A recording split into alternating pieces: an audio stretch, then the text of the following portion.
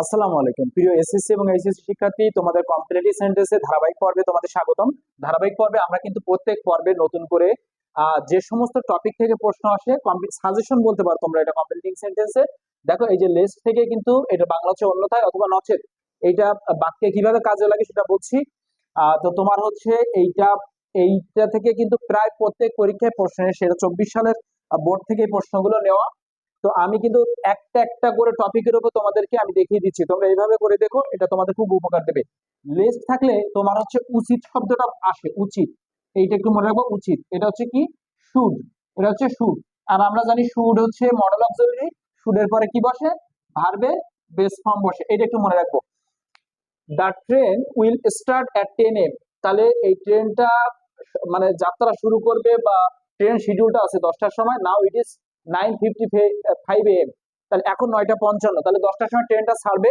So walk fast least, তুমি দ্রুত হাঁটো, অন্যথায় বা নচেত তুমি কি করবা, ট্রেনটা মিস করবা। তাহলে এইটার বাংলা হচ্ছে তুমি তুমি ট্রেন মিস করবা। বাংলাটা কেমন দাঁড়ায় দেখো, ট্রেন মিস করবা।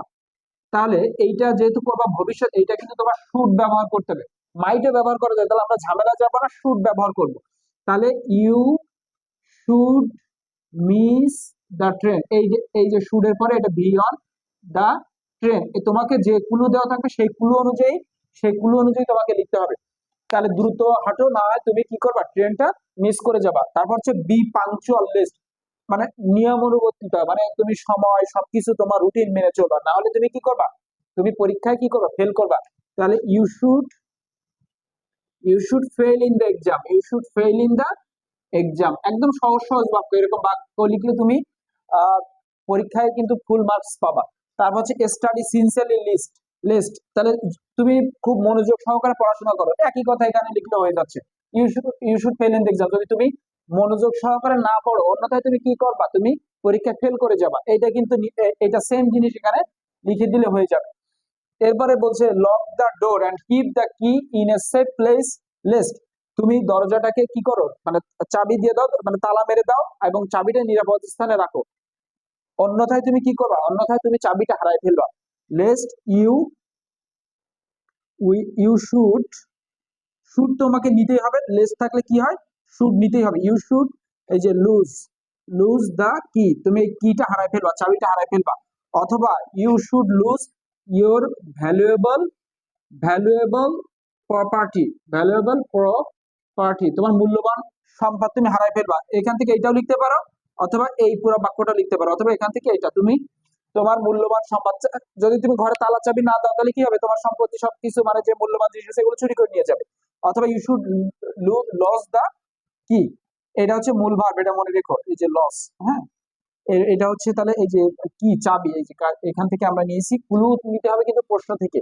এরপর হচ্ছে you will have chance to fail in the exam, তোমার পরীক্ষায় ফেল করার চান্স আছে। ওয়ার্ক হার্ড লিস্ট, কঠোর পরিশ্রম করো, অন্যথায় কি করবা, পরীক্ষা ফেল করবা। Work hard lest you should should fail in the exam. দেখো এখানে একটা জিনিস খেয়াল করো, আমরা যদি এইখানে তাহলে গঠনটা কি, এইবার আমি আসি গঠনে। তোমাদের এখানে আমি নিচ্ছি কি প্রয়োজনীয় সাবজেক্ট, এবং প্রত্যেকটা সাবজেক্ট কিন্তু তুমি, খেয়াল করেছো, মানে বেশিরভাগ জায়গায় তোমরা হতে পারে, কিন্তু তুমি বেস্ট। তাহলে সাবজেক্ট শুড, এইটা না রুলস, এইটা ভার্ব, এবং একটা প্রয়োজনীয় অবজেক্ট, এইটা কিন্তু নিয়মটা পরে, আগে তুমি বোঝো। তাহলে এইভাবে করলে তোমার কিন্তু এই একবার তুমি ইনশাল্লাহ কনফার্ম থাকো যে তোমাকে এই লেস থেকে একটা প্রশ্ন এসেই থাকে এবং তুমি পেরে যাবে ইনশাল্লাহ। তো তোমাদের প্রস্তুতি এবং এইটার যে ধারাবাহিক পর্বগুলো আছে দেখো, সাজেশন অনুযায়ী আমি 10টা তো আসে 10 মার্ক, তো আমি 12টার মতো করাবো। এই 12টাই তোমার সাজেশন, এই 12টার মধ্যে ইনশাল্লাহ 8টা 10টা কমন পড়ে যাবে, তাহলে তুমি 10 মার্কের ভিতরে অন্তত 8-9 পেয়ে যাবা।